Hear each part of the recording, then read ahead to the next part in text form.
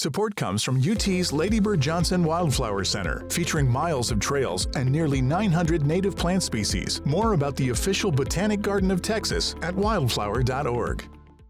Hi everyone, it's Chloe, aka Monstera Maven, and I'm coming at you guys with some common winter problems and what you can do to take care of them.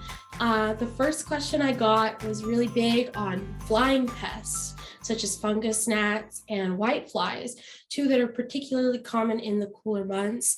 And I wanted to go ahead and walk you through what that's about and what we can do to fix that. So fungus gnats are these pesky little flies. They're about yay big, they're super tiny, but they're super irritating. And the problem with them is that once you've spotted some adults, you've already probably have hundreds, if not thousands of larvae in your substrate. The larvae and the eggs themselves are laid in organic substrate, such as soil or something like that.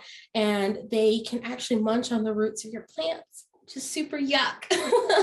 So we want to do what we can to go ahead and prevent them, because again, once 200 eggs have been laid for several days in a row, you wake up with like a ton of little flies all over your house, and that's not cool. So my favorite method for getting rid of fungus gnats is actually prevention.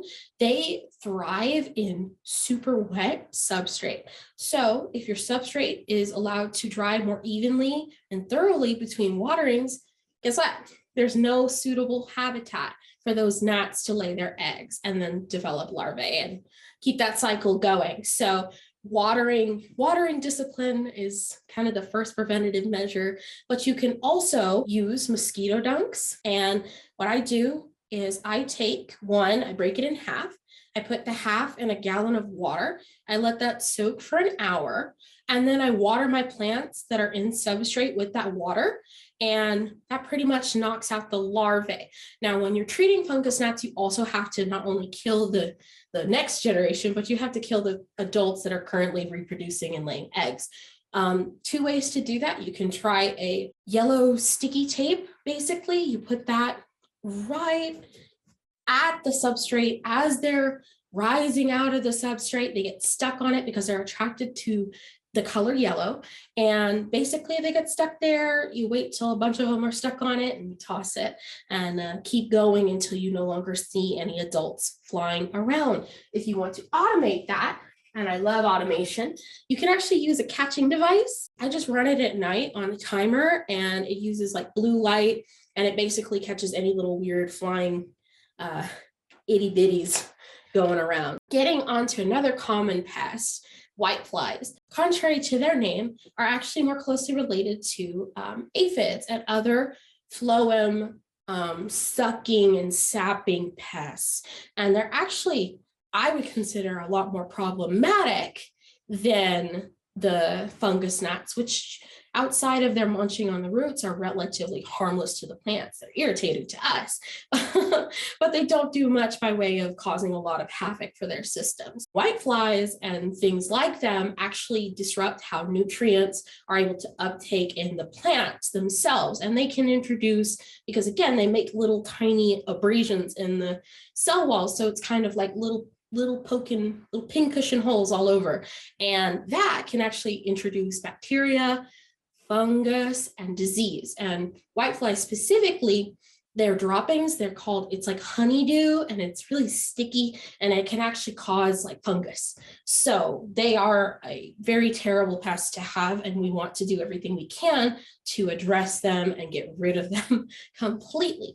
So I always like to start by taking my affected plants outside, and I will do it, old school style. I'll get a power hose and I will physically spray down the leaves, specifically the undersides, because whiteflies actually lay their eggs underneath the leaves.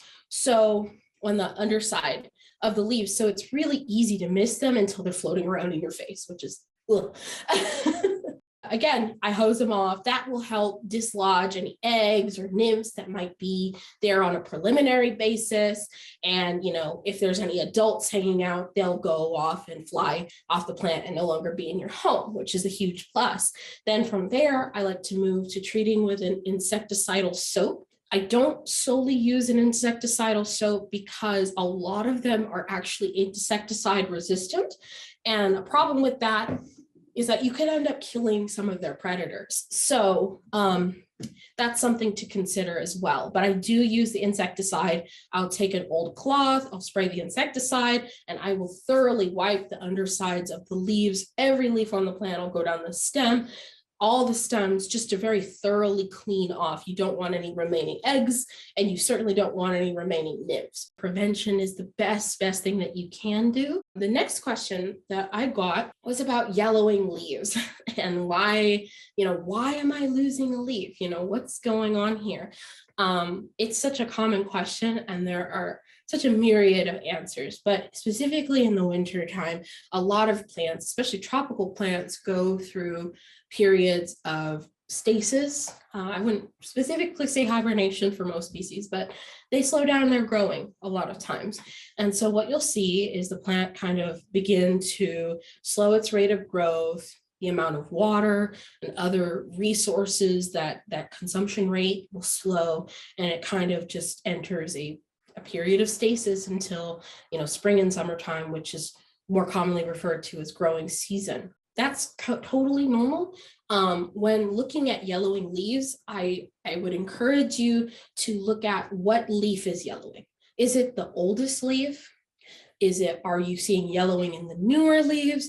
Where is the yellowing located? Is it coming from the middle of the leaf, the midrib, it's spreading out? Are we seeing, edge yellowing? All of those things can indicate what's going on. Sometimes it's nutrition.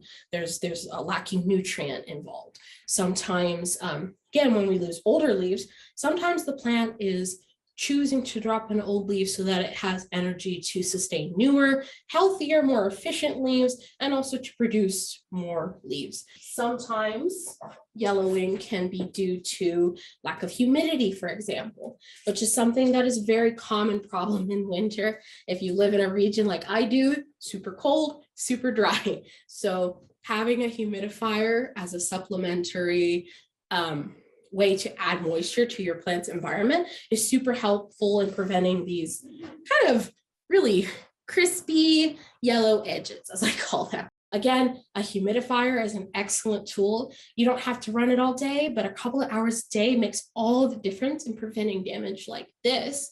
But you can see here, these two holes, it's a specific kind of damage called unfurling damage. And we've all been there. When you have a plant and the leaf is pretty much almost on its way out, but it gets stuck. And it's not quite in the position for you to gently ease it out. And it stays there for days, sometimes even weeks.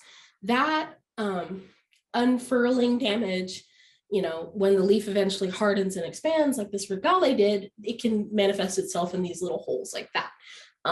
But with consistent humidity, right, we can avoid those leaves getting stuck in the first place. So I do recommend a humidifier for those colder, drier months. A question that's very near and dear to my heart, because as someone who manages a larger collection, I can definitely relate.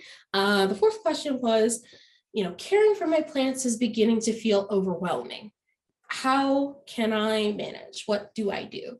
And my answer to that is take a deep breath. It's going to be okay. Winter is a challenging season for tropical plants because it's not a natural season of growth for them. You're not a bad plant parent because your plants have yellowing leaves. You're not a bad plant parent because things die back, because plants will grow back. If there's a node, if there are roots, if there is light, and even some plants, they germinate in the darkness. So there's so much resilience and flexibility there. So give yourself a break and be prepared for spring. Thank you guys so much for your questions. I hope that I provided some solid answers. If you have any remaining questions, you're always welcome to connect with me on Instagram. I take questions all day long. I do sessions live. I also do one-on-one, very detailed, scientific-based plant guides. So I'll see you in the next one, guys. Thank you so much. Bye.